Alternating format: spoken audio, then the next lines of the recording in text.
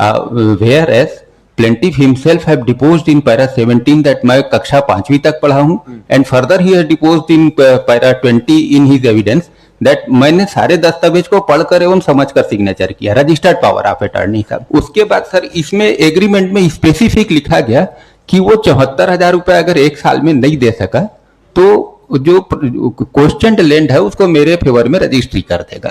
और उस registered power of attorney में साफ लिखा था कि मैं जब चाहूं उस जमीन को डिफेंडेंट नंबर 1 के नाम से रजिस्ट्री कर सकता हूं। ये बिल्कुल साफ सुथरा लिखा हमने। उसके बाद उसको defendant number 1 defendant number 2 power of attorney holder की हैसियत से हमने डिफेंडेंट नंबर 1 के फेवर में रजिस्ट्री कर दिया सर। थोड़ा सा इसीलिए मैं थोड़ा सा कंफ्यूज हो गया था। 23/6/2014 को रजिस्टर हुआ है सर, ये है ना।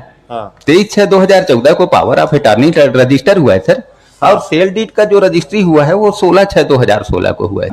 ये एक सूट लाता है कि जो पावर ऑफ अटॉर्नी जो हमारे फेवर में इन्होंने किया था वो वास्तव में रजिस्टर्ड पावर ऑफ अटॉर्नी जो हमारे फेवर में इन्होंने किया था प्लेंटिफ ने, तो प्लेंटिफ को हमने मिस रिप्रेजेंटेशन ये किया कि मैं गिरवी नामा लिखा रहा हूं।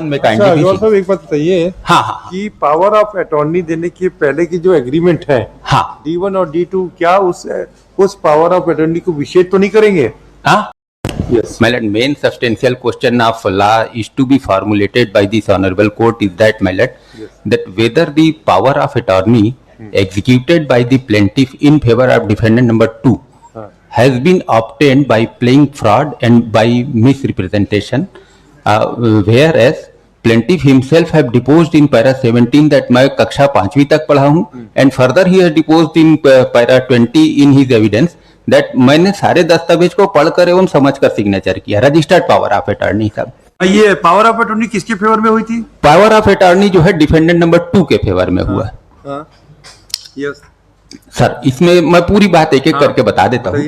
सर, इसमें क्या हुआ कि प्लेंटिफ जो है मेरे पास आया। प्लेंटिफ का ये कहना हुआ कि मुझको 74,000 रुपए की जरूरत है। मैंने कहा कि एक एग्रीमेंट लिख लेते। एग्जिबिट D1 एग्रीमेंट लिखा गया। ये एग्रीमेंट लिखा गया है 13/6/2014 को।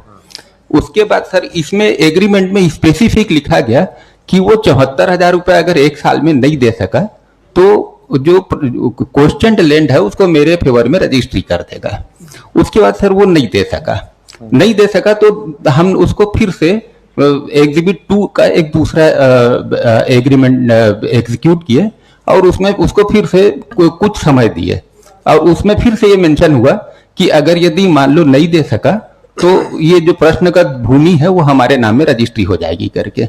इस बीच में उसने एक रजिस्टर्ड पावर ऑफ अटॉर्नी भी हमारे फेवर में किया और उस रजिस्टर्ड पावर ऑफ अटॉर्नी में साफ लिखा था कि मैं जब चाहूं उस जमीन को डिफेंडेंट नंबर 1 के नाम से रजिस्ट्री कर सकता हूं। ये बिल्कुल साफ सुथरा लिखा हुआ है। उसके बाद सर क्या हुआ कि वो एक सिविल सूट ले आया हमने उसके बाद उसको defendant number 1 defendant number 2 power of attorney holder की हैसियत से हमने डिफेंडेंट नंबर 1 के फेवर में रजिस्ट्री कर दिया सर। कब की सेल डीड थी आपकी? वो थी power of attorney. Power of attorney का डेट पूछ रहे हैं सर? हाँ, power of attorney dated 23/6/2014। Exhibit P1 is power of attorney my land. P1?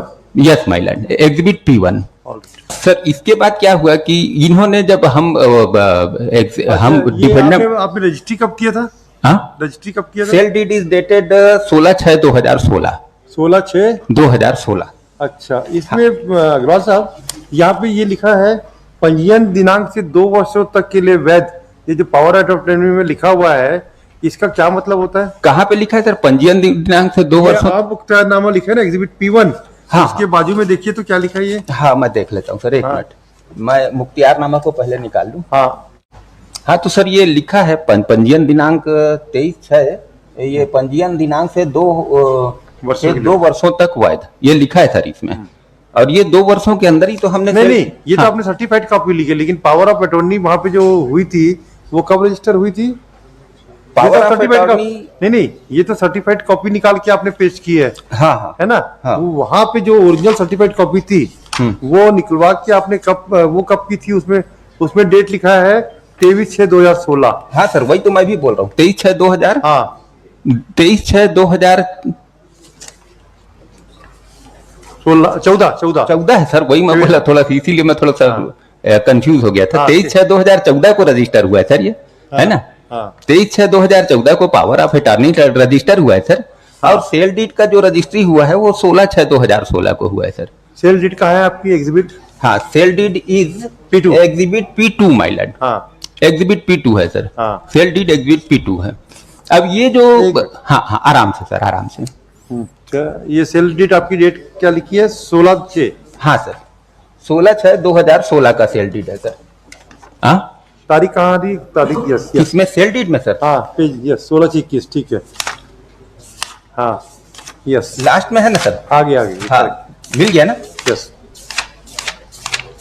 हाँ फिर क्या हुआ? ये हाँ अब सर ये जब सेल डीड जब रजिस्टर हो गया, हाँ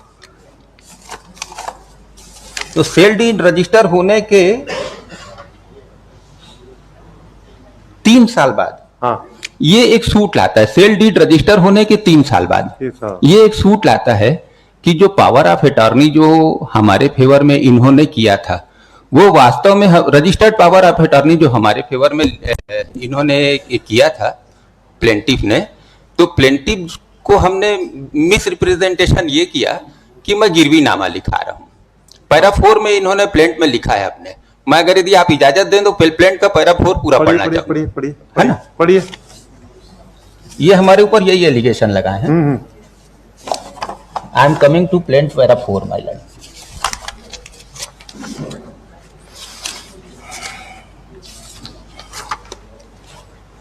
यह कि वादी को माह जून 2014 में पारिवारिक आवश्यकता के कारण रकम की आवश्यकता आ पड़ी, जिस पर वादी ने प्रतिवादी क्रमांक 2 रमैया से मुलाकात कर 50,000 रुपए उधार कर्ज वादी से मांग किया, जिस पर प्रतिवादी क्रमांक 2 ने वादी से कहा कि वह अपनी आधा एकड़ जमीन गिरवी रख दे तो वह गिरवी रखकर रकम उधार दे देगा। चूंकि वादी को रकम की आवश्यकता थी, इसलिए वादी ने हामी भर दी, जिस पर प्रतिवादी क्रमांक 2 रमैया वादी को गिरवी नामा लिखाने की बात कहकर तहसील साजा जिला बेमेतरा ले गया और वादी का ऋण पुस्तिका अपने पास रख लिया और वहां वादी कुछ स्टाम्प कागजों पर हस्ताक्षर यह कहकर करा लिया कि यह गिरवी नामा है। सर ये पंजीकृत पावर ऑफ अटॉर्नी है, उसके संबंध में बोल रहा है, जिस पर विश्वास कर वादी ने बिना पढ़े विश्वास कर अपना हस्ताक्षर कर दिया। इसके बाद प्रतिवादी क्रमांक 2 ने 3 किस्तों में वादी को 45,000 रुपया दिया तथा 5,000 रुपये गिरवी नामा लिखाने में खर्च आया है कहकर नहीं दिया। सर अब ये सर इसमें मेरा ये निवेदन है कि अपन पहले एग्जिबिट D1 जो है, जो जिसके आधार पे ये पावर ऑफ अटॉर्नी वगैरह किया है, जो एग्रीमेंट है सर, एग्जिबिट D1 और एग्जिबिट D2 जो है उसको अपन पहले देख लेते हैं, उसके बाद इसके एविडेंस पे आ जाएंगे अपन। एग्जिबिट D1 में काइंडली एक बात बताइए। हाँ हाँ कि पावर ऑफ अटॉर्नी देने के पहले की जो एग्रीमेंट है हाँ D1 और D2 क्या उस पावर ऑफ अटॉर्नी को विषेद तो नहीं करेंगे? हाँ, नहीं समझा सर मैं। जो D1 और D2 जो आप एग्रीमेंट बता रहे हो, हाँ, वो पावर ऑफ अटॉर्नी को विषेद तो नहीं करेंगे, मतलब गलत गैर कानूनी? नहीं नहीं बिल्कुल नहीं करेंगे सर। सवाल ही पैदा नहीं होता। किसी पावर ऑफ अटॉर्नी को जो आपका ये एलिगेशन है कि प्लेंटिफ का कि इसको मेलाफाइडी करके या प्रेशर करके उसको प्रूफ करने के लिए, वही तो मुझको प्रूफ करना है सर कि जो पावर ऑफ अटॉर्नी जो गिरवी नामा कह के मैं झूठ बोल के लिखवाया हूँ, वो मैंने झूठ नहीं बोला है। वो पूरी बात पारे की तरह साफ उसके सामने थी और मैं उसको पूरा बता करके पावर ऑफ अटॉर्नी, सबसे पहले तो sir registered power of attorney. We are admitting this appeal alright. अब मुझको यही प्रूफ एडमिट करना है, कर रहे the appeal is admitted on following subsequent question of law so that the London first appellate court